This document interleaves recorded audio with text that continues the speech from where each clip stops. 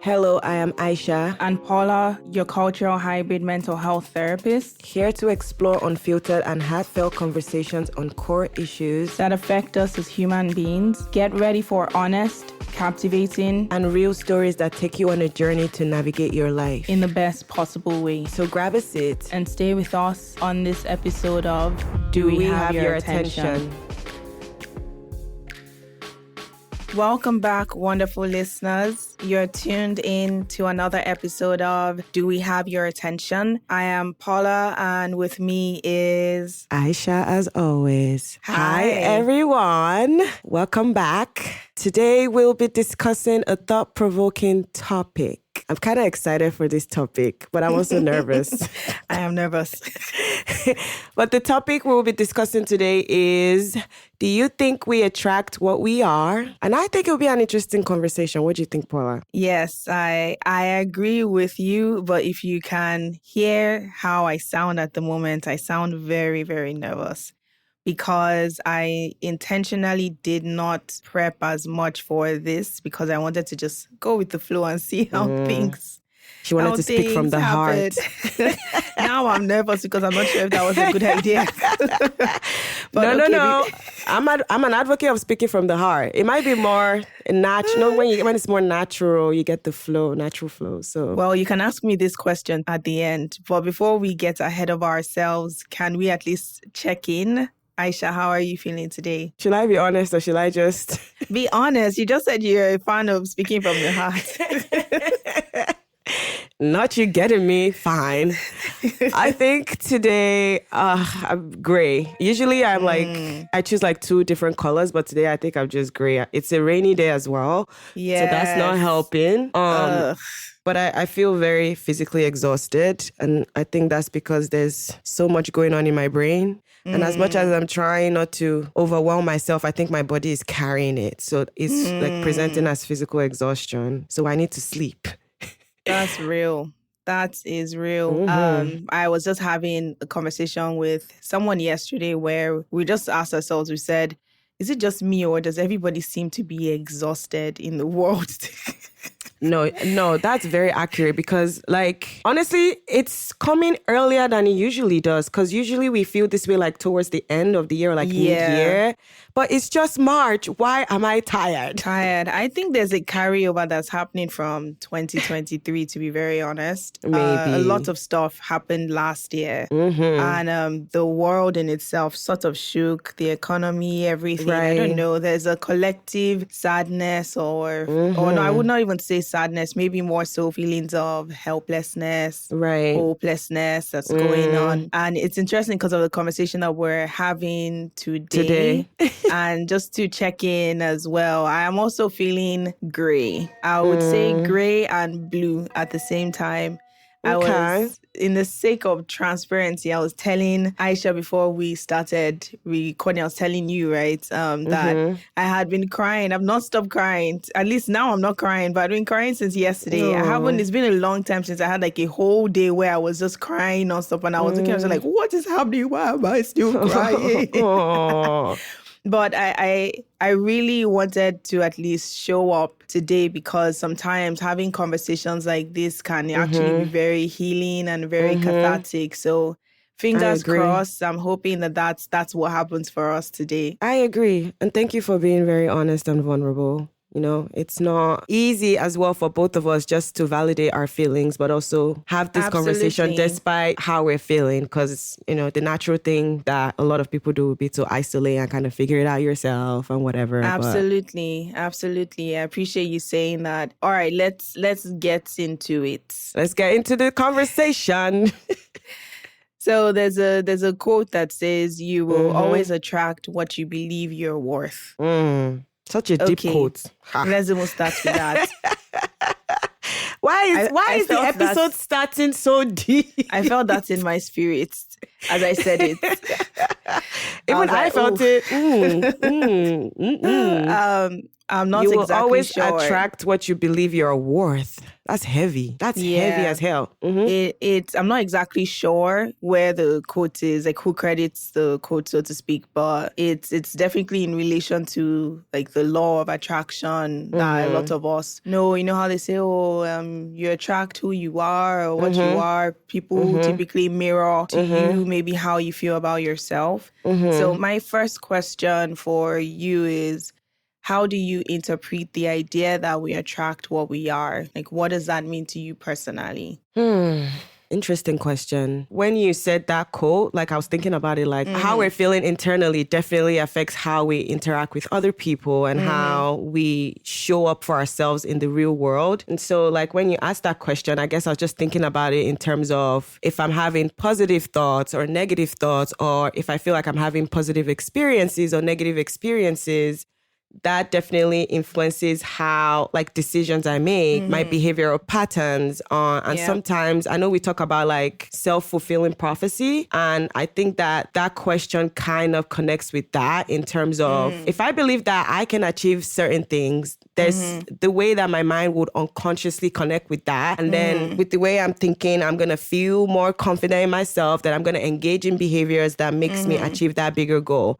And it reminds me of like cognitive behavioral therapy. You know how they talk about how your thoughts affect your feelings and your behavior. I love that little triangle. Yeah. That triangle is my favorite thing ever because it always reminds me that I am in control, because if I'm thinking something, then it would affect how I'm feeling and then affect my behavior. So when I think about the question that you just asked in terms of do we attract what we are, I think so. But I think about it more in terms of if I'm thinking that I can attract something positively, then I can. And if I'm thinking that I'm not capable of attracting something, then I won't attract it. So it's all like a mindset thing. True. From my perspective, and also just in the way that I've interacted with people, friends, clients. Like when people strongly believe that they're not going to attract something, it doesn't work out for them. Yeah. Versus when they believe that they can, it works out for them. What about you? What do you think? That was so well said.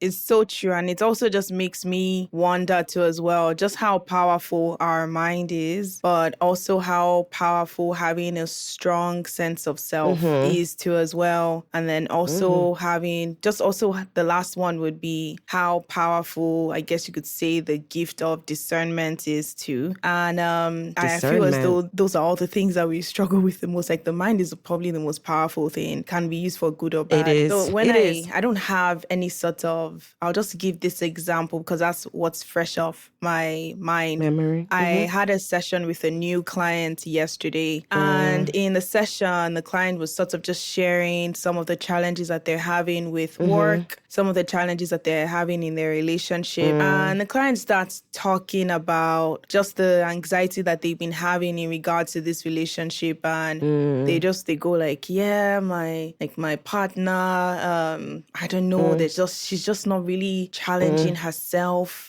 And she's just not really doing this and she's just not really doing that. And I'm just wondering, like, what am I doing in this relationship? And just kind of goes on and on and on about how they had these expectations of what their relationship was going to look like and what all the things their partner was going to do.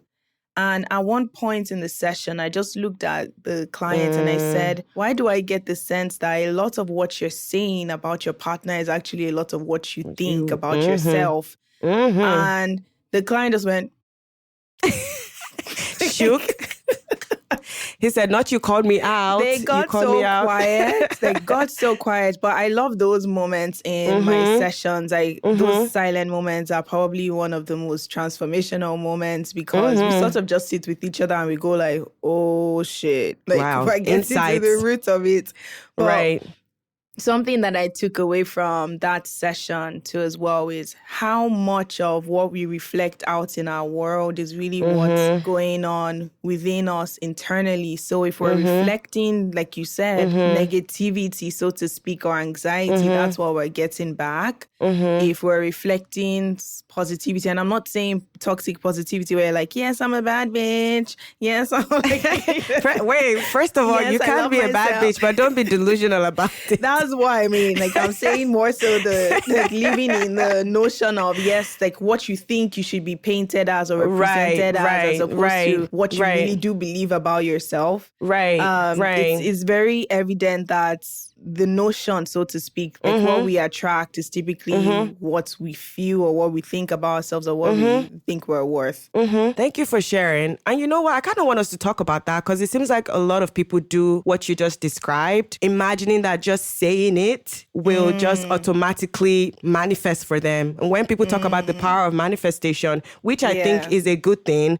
but I also observe that a lot of people don't do the work. They kind of just be like, yeah, I'm going to be a tech producer earning $200,000 by the end of the year. Okay. And they just leave it like that. They don't put in the work. So when we're talking about like law of attraction and do we attract who we are, blah, blah, blah. I feel like it doesn't just end with just saying things. Like you also have to put in the work. There is hard work also combined with that. I completely agree with you. And if I'm being honest, and you know how now on Twitter, people do this whole unpopular opinion before they say something, like before they bring an opinion that no one called for. No one called for. But I appreciate that though. But I'm going to use that notion too of unpopular opinion. And I want to also be clear that this is my own biased, subjective opinion. You don't have to take it. I really do think a lot of us as human beings, we struggle with ourselves. We do. Like we really, really struggle with how we see ourselves, how we would like to see ourselves, how we think other people see us, how we feel about ourselves, how we feel about our accomplishments or what we're doing, our purpose, what gives us sense of fulfillment. And something I feel is, I think I've known this, but it started becoming a lot more evident to me in this past year is that a lot of us are not necessarily satisfied. Like we're not satisfied with our lives. We're not satisfied with who we are as people. So a lot of the relationships that we have, a lot of the connections that we make, decisions that we make is really reflective of that. So when we're sort of having this conversation like this, it makes so much sense why some people, for them, it's easier to be more performative than have to really face a lot of these things. Because it's a discomfort. It's a very discomforting emotion. Like, I'm not going to lie to you about this. Like I mentioned already, like this was probably the first time in a while. Like I cry a lot, but I'm that kind of person that can cry for half an hour and I go about my day and I'm good. Yesterday was the first time in a while where I was just crying nonstop. And I just remember just going like, God, this emotion is so discomforting. Just take it away. Like, to the point, I'm not even joking. Like just that uncomfortability of having to sit with negative emotions. So imagine if you're someone who has a lot of negative emotions towards themselves. It's very easy for you to just go, nah. I would rather just I hate to use the word performative. What I just mean about that is like, you said living in that Delulu I'd rather, Delulu. Delulu is the Solulu. This is who I am. This is where I'm at because it feels safer for you to sort of be in that headspace than the other one. But the only issue with that is, and I actually said this to that same client yesterday, I looked them in the eyes and I was like, catches up with us. It does. There's one thing I've learned. It does. We can avoid. And sometimes some people are great at avoiding, like putting on that persona or whatever you want to call it. But it catches up with you and we can't really predict whether it's going to catch up with you in your 50s, 60s, 20s, 30s. So the best thing we can obviously do is figure out what exactly, like what is going on. But it's easier said than done. I agree. I think you brought up like really good points. When we think about safety, the idea of safety, a lot of us do use safety behaviors as coping mechanisms. Yeah. And as you're describing, a lot of them are very temporary because like it's just uncomfortable sitting with that feeling when you self-reflect and you identify like, oh, it's work that I have to do to kind of help me get to the other side of this spectrum. So it's easier for a lot of people, me included, I've engaged in that behavior before. Like, I'm just gonna, like we're saying, Delulu, I'm just gonna be delusional about it. whatever. But the reality is, like Paula is saying, what ends up happening is now we project how we're feeling onto others. And then when we don't attract the things that we've been delusional about, it's easier to project those feelings of anger that we're truly feeling internally for ourselves onto other people. So it now turns into the world is a bad place. Everything's horrible. Yeah, people God can't be does not trusted. exist. Yeah, people cannot be trusted. And because, again, it's safer, it's easier to fit into that box because it feels very comfortable thinking that way than actually holding yourself accountable and self-reflecting and identifying what can I do differently. Yeah, absolutely. Not me casting on myself today, but it's okay. It's okay. We love vulnerability. We love vulnerability. We are unhinged in this conversation. I told you. No, we love vulnerability. So share away. Going off of what you were just saying, because that is so true. That same scenario actually just happened to me today, where in the span of a couple of minutes, I was on social media and I saw two different posts, and I saw you even commented on one of them. Where, wait, is it the one where they bought the ticket for the man? The college students, they bought a plane ticket for a Nigerian security guard to be able to fly to Nigeria. No, I saw cried. That video and I said crying. I cried too. And in the span of another, like I said, 5 minutes or so, I'm just roughly estimating about maybe 5 or something minutes. I then saw another video of... Please. And I also want to be sensitive to this topic, so I will not dive too much into it. But people commenting on a funeral service for a very tragic incident that happened where almost, I think, half of a family passed away. And the focus of the conversation and the post was in relation to them recognizing the guest. They didn't recognize that guest, and this was somebody important. See, everybody loves that guest that was there. And I was just watching the video and then also reading the comments, and the comments were like, yes, and just talking about, and I'm like, what's going on? Deflection. Like, what is happening right now? And the reaction I had to, obviously, the security guard and watching him just drop to the ground and like pray for the kid, it just gave me this feeling of, there's hope. Yes, like there's hope. The world is great. And this the world is healing. And blah, blah, blah. So the part of myself that sort of really wanted to relate to that showed up. And then the part of myself that was just like, people are wicked. You don't trust people. Never again. You keep every man for himself. You came to this world alone. You lived it. I'm not joking. All those thoughts just started coming to mind. Crying. And it just really highlighted for me how also even the energy, like as much as it's also the energy that we put out there is what we get back. Right. Sometimes to the energy we consume as well can easily just manipulate what's going on internally. Right. And then what we're putting out there is not great either. Right. And I just caught myself for a quick second. Thank God I'm even self-aware enough to identify that. What just happened in the past couple of minutes? But it makes me also want to ask you the question as well, because it's very clear that external factors obviously play a role. They do play a big role. I'd love you to share as well, like how much influence do you really think external factors like societal expectations, judgments, obviously cultural background, how much do you think that impacts us in terms of what we attract in our lives? I think they play a very big role. And like what you were saying, if you're not careful or if you're not able to identify it, then it can cause more internal chaos, as I like to put it, because there's always going to be something outside, or there's always going to be an external factor that will tell you that what you're doing is wrong, or how you're doing is wrong, or there could be a better way of doing things, or honestly, it could just be someone just like now, like in the digital life, people would record a day in their lives, a day in their jobs.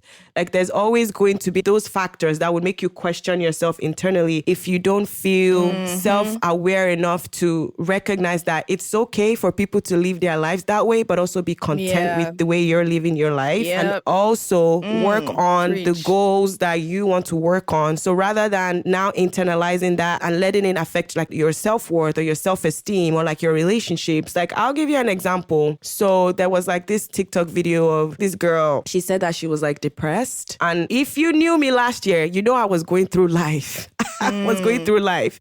So there's this girl, like, she was like, oh, her best friend came all the way because she was very depressed, came all the way, like, arranged her apartment because it was a mess, cleaned for her, cooked for her, and just took care of her. And I looked at myself because I was going through it too. And I said, wow, why do none of my friends do this for me? Because everybody knows what's going on in my life. And I only questioned that because I thought about it. I was like, if my friend was this depressed, it feels like this is something that I would do too if they let me. But it almost seemed like, no shade to my friends. My friends were very supportive, by the way. I just want to put that out there. But I bring this up to say those external factors, it made me question my friendships. When my friends were showing up for me, by the way, they were showing up for me. But just seeing that, I felt like it could have been better. They could have done extra or whatever. But I'm like, that's not the friendship dynamic I have. My friends show up for me in the way that they can. And that's okay. And so do I show up for them in the way that I can. Now, that was such a lovely gesture by that girl's best friend. But if I think about it in my life, my friends show up to me in the same level. It's just that now it was grand and it was exposed on social media. Now I could see it. And so that really... That's real. That really made me start thinking, because for a while I was really upset because I was like, dang, maybe not upset. I think I was feeling disappointment.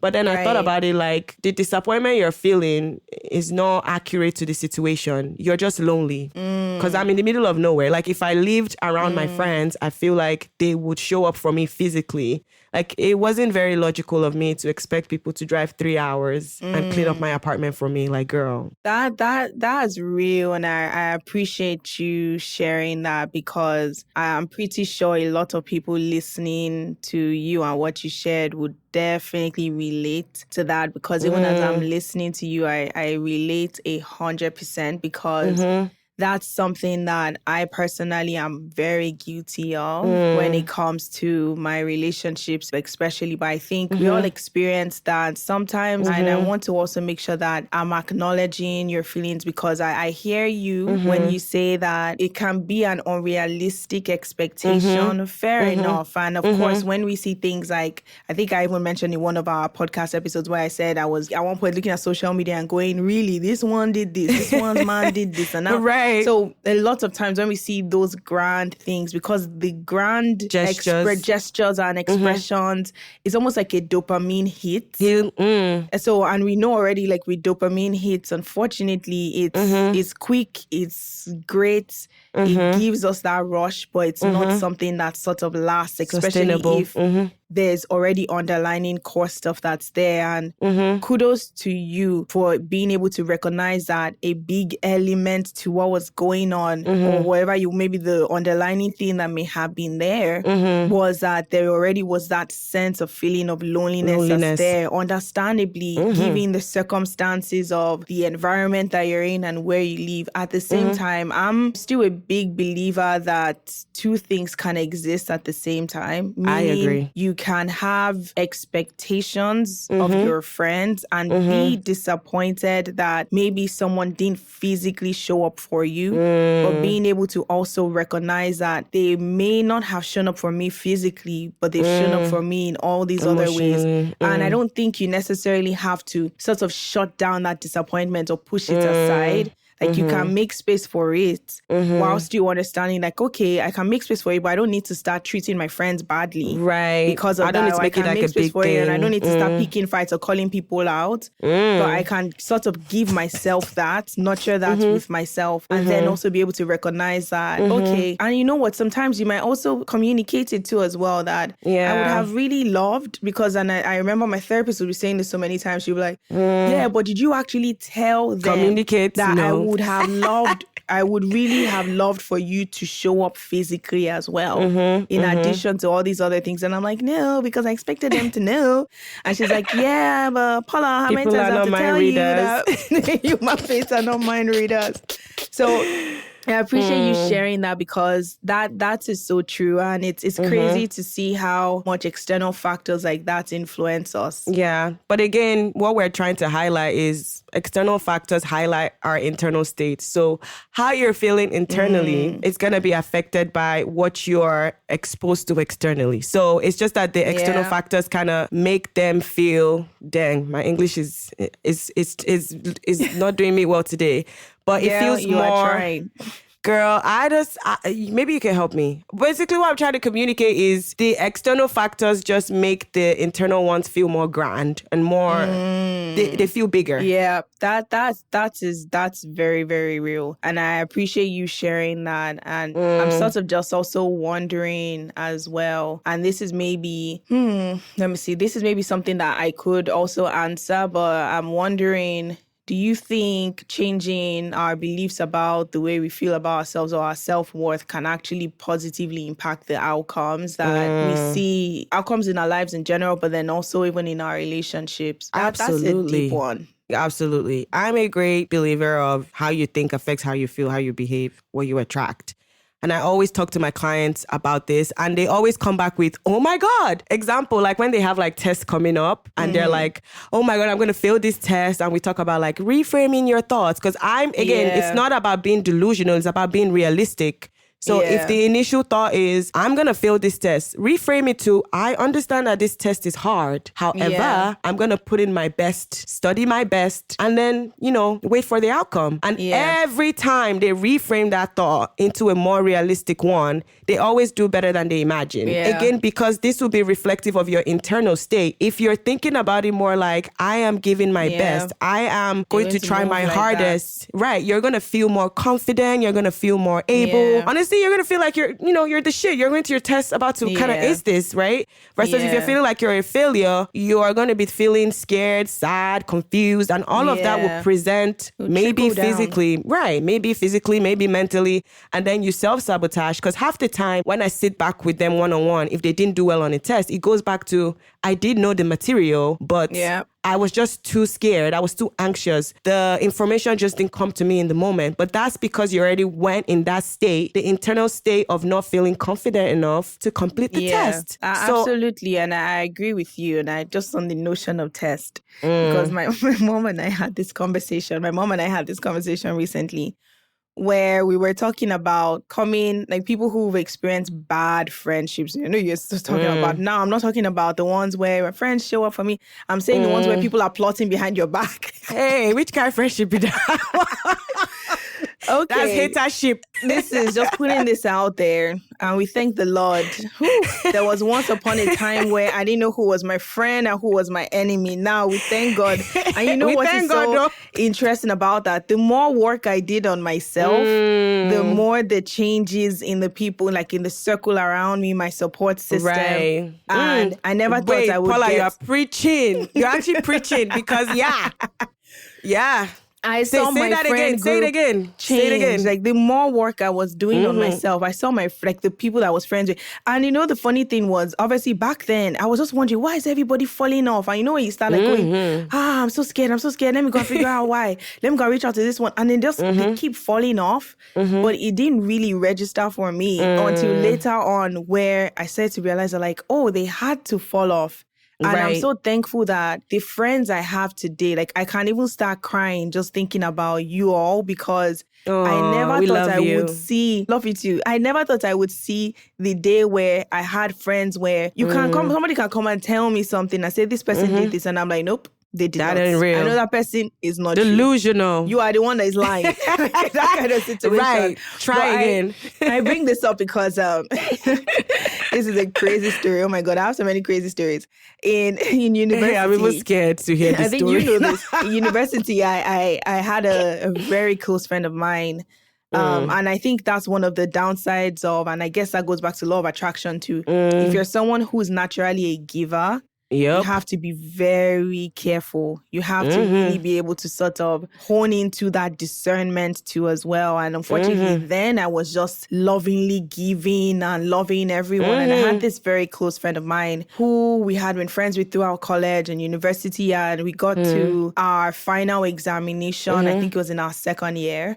And we had all just kind of decided and said, you are great in social psychology, so you're going to study the whole material. Story. You know this story now. I know this story. You're going to study the whole of social psychology and you're going to teach us. You are going to study neuroscience. because you are great at neuroscience, you're going to teach us. So we had this thing. Now, unfortunately, social psychology was the first exam. Neuroscience was the last. And I can't remember what the other one was because we're 3 people. But I'm only speaking about the second one in particular. And I got there. I studied the whole social psychology. We brought them to my house. We ordered food and taught them to like maybe 6 or something in the morning nonstop. Wow. We got into the exam. We were like, we just aced that. Period. Now come neuroscience, right? And because I think you remember in university in the UK, it's almost like a long period of time where you're just doing exam and then exam and then next week another one. And the last week is neuroscience. And all of a sudden, this friend of mine, she goes MIA. Like, just stops texting back, stops calling, does not answer, turned off her phone at one point.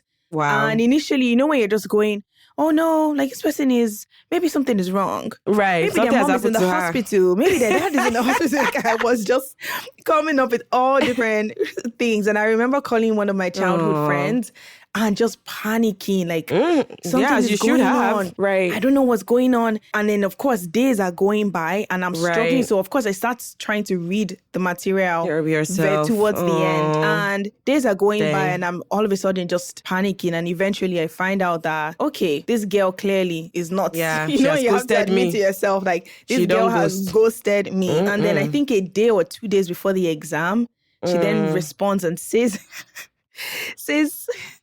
that, I've been so overwhelmed. I've been so Girl, me too. I've been overwhelmed too. It is important to me that I pass. Oh, wow. It's important to me that I pass because I can't afford to, disappoint my parents or something along those lines. So it's me that can afford to disappoint my parents. I remember just like crying and like calling her name out, like, is this a joke? And blah, blah, blah, blah, blah, da, da, da, da. And then, of course, I get to the exam. Because you remember how you said, like, what you put out there, this one I knew I was going to fail. So in this case, there's no need to be sort of going, reframe your thoughts and blah, blah, blah, blah, blah. Because it's less, there's unfortunately some circumstances where you can't control other people's behaviors. And if people are part of that equation, then you're really going to have to, it makes it harder, but then sometimes you have to also be realistic and you have to just really focus on yourself.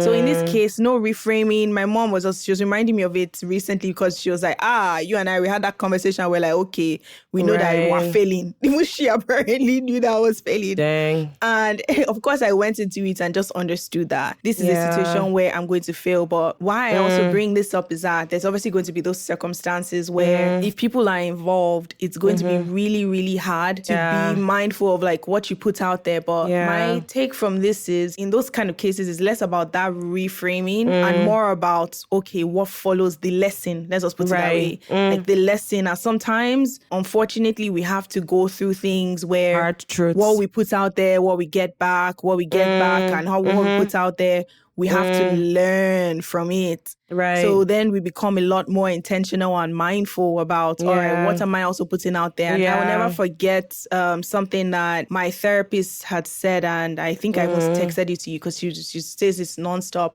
Where she just talks about, and it goes back to what we put out there, is that people have to earn things from you. Like people have to earn your vulnerability. They have to earn your generosity. They have to earn your love. Like, you know, I get it that it's good to be that kind of person. Right. But sometimes if you don't have boundaries, even with what you're putting out, what you get back as well will be something without boundaries. Right. Also, but it's very interesting having this kind of conversation for sure, because I feel as though there's cultural aspects to it, there's relational aspects to it too as well. So it can be very tricky at times. It really can be. Thank you for sharing. I know we're laughing, but that must have not been funny in the moment because you did your part and then she didn't do her part. I just even remember that you and I met you after that exam. That was when I actually met you because that... Oh, really? We were interning. It was the examination before we interned together. I just remembered now because I got the alert of the results from the results when we were in the office. And I don't think you noticed it, but I told you I'm going somewhere. I just went somewhere and I locked myself in that bathroom, that office bathroom, and I wept. Dang.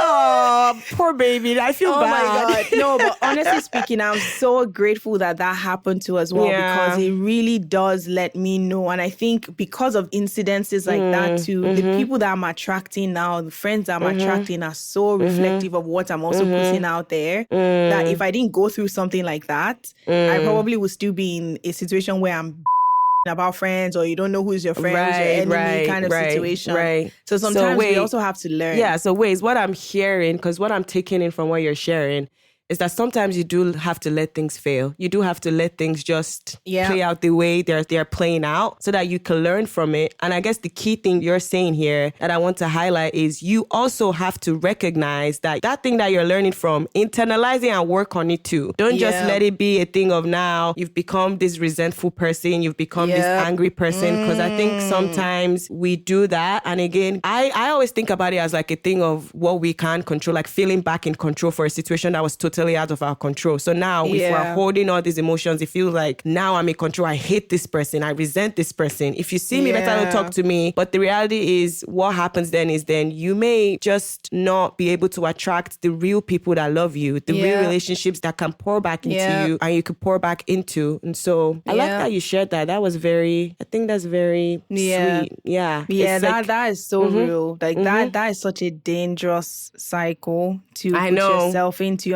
And I hate to say, but there's so many of us out there, and that's why we're going back to that self thing. We're stuck. Because we're stuck in resentment, we're stuck in things that people have done to us and trust. So then the next person, what we put out there is mistrust or suspicion or something. Exactly. And then we wonder why, like, oh wait, why am I getting this back instead of getting somebody that is trying to win my trust, or whatever the case is? Because it's like you can't necessarily, and I think that's where something, I guess that's a state of mind where a lot of us haven't really clocked, that you can't expect something you're not giving out as well. And also because you're giving something out doesn't necessarily mean that you're going to get what you expect either. So it's one of those things where we really have to understand that control aspect again.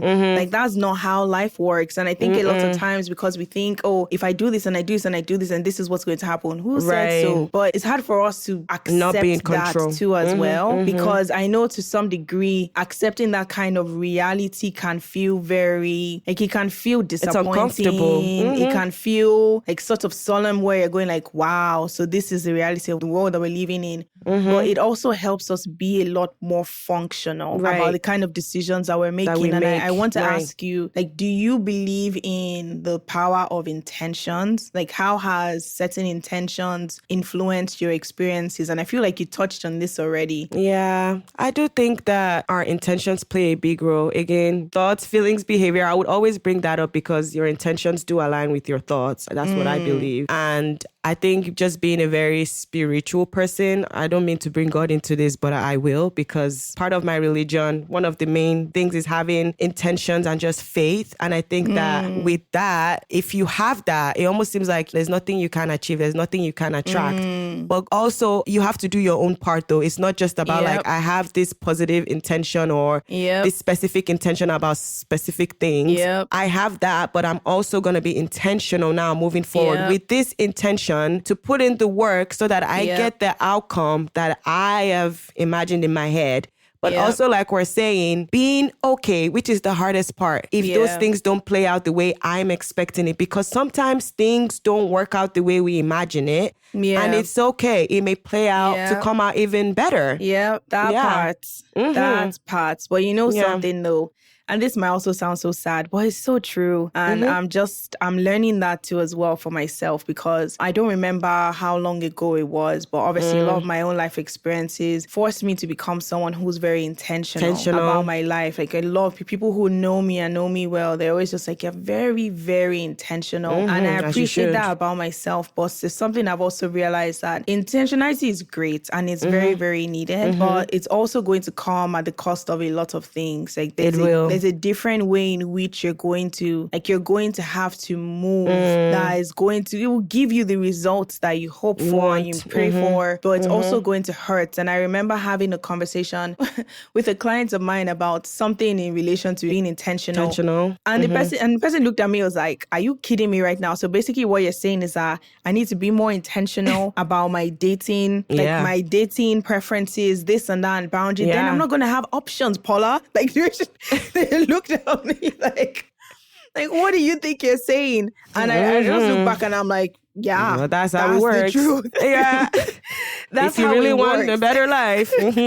No, but honestly, and as we're wrapping up here, it is so true. Yeah. There's nothing more powerful than really, really seeing value in your life enough to actually be intentional about it. It's not easy, but not saying that it's easy. Yeah. And one thing I always keep asking myself, and sometimes I ask my clients too as well, and I guess going back to the whole law of attraction and things like that, especially when we're just complaining about that cycle that we're in. Like, why is this happening? Why is this happening? And we're going, well, what are you putting out there? And why is this happening? Or why am I absorbing this and then I'm reacting this way? But a lot of times we don't really ask ourselves, like, is this really working? Like, if you really ask yourself that question of, okay, we're complaining, we want to change, but you don't want to really do the work of being intentional about making that change. But then you ask yourself, like, for what you've been doing so far, is it really working? And typically the answer is no. So sometimes we need to also just pause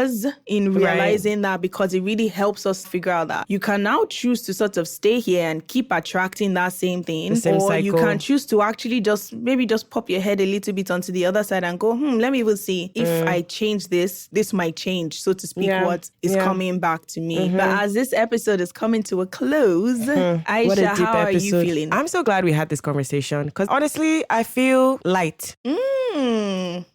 Snaps for that. I feel lighter. I feel like it's always helpful to have conversations like this to not only remind that I am doing a lot of work on myself. Yes, let them know. But also that there's still room for growth. And I always appreciate that. And I know we are kind of wrapping up the conversation with intentionality, and it also kind of highlights that there is so much that I'm being intentional about that I can continue being intentional about, because intentionality does bring clarity and it does bring consistency and it does bring outcomes that align with the values that I want. So I am feeling light in connection to that. I feel good that this is the path I'm on, but I also recognize that there's so much more that I could do. There's room for growth. Such a good place to be in. And I appreciate you saying that. That sounds like someone who is self-assured. And unfortunately... Unfortunately, and that's where I was going with this. A lot of people are not self-assured, so you're going to have to really, you are going to have to go through. You know, they say you go through the weeds before you find. You blah, really blah, go blah. through. You break down, cry, weep. You know how people be rolling on the floor. Yeah. No, but honestly, one thing I do appreciate, and I love that you said that too, because I definitely echo that same sentiment too. And sometimes too, I forget, and I just beat myself up. Or I'm just wondering, God, why? Or I'm judging myself, or I'm just please, it's not every day. Let's not be perfect. Right. And it's not really a thing of being perfect. It's just more so being self-assured, like you said. Yeah. And I would even add, obviously, for my own self, being God-assured as well, in the sense heavy where on God. Your sense of identity is really rooted in God and how you want to show up each day. But honestly, agree. One thing I do appreciate, and I'll just give a shout out since we spoke about friendships today, is that we pour into ourselves. There's times when I need to hear or when I need that, so to speak, just you pouring life into me, and I receive it during those moments, or the times when it's the same thing where I'm pouring into you and just reminding you, girl, you're a bad and not the bad performative. A real one. A real baddie. You heard it from Paula. I didn't say it. Well, it's true though. No, but honestly, like we would love hearing from our listeners. This was a great episode and would love to just hear you share your thoughts on the topic or any personal experiences related to the topic on our social media too as well. Do you want to tell them our social media or should I do the honors? Can. Okay, our social media are DWHYA Podcast on Instagram, Twitter, X, YouTube, TikTok, and our email is info@dwhyapodcast.com. And we can't wait to hear back from you. And thank you for joining us on this episode of Do We Have Your Attention? Bye. Bye.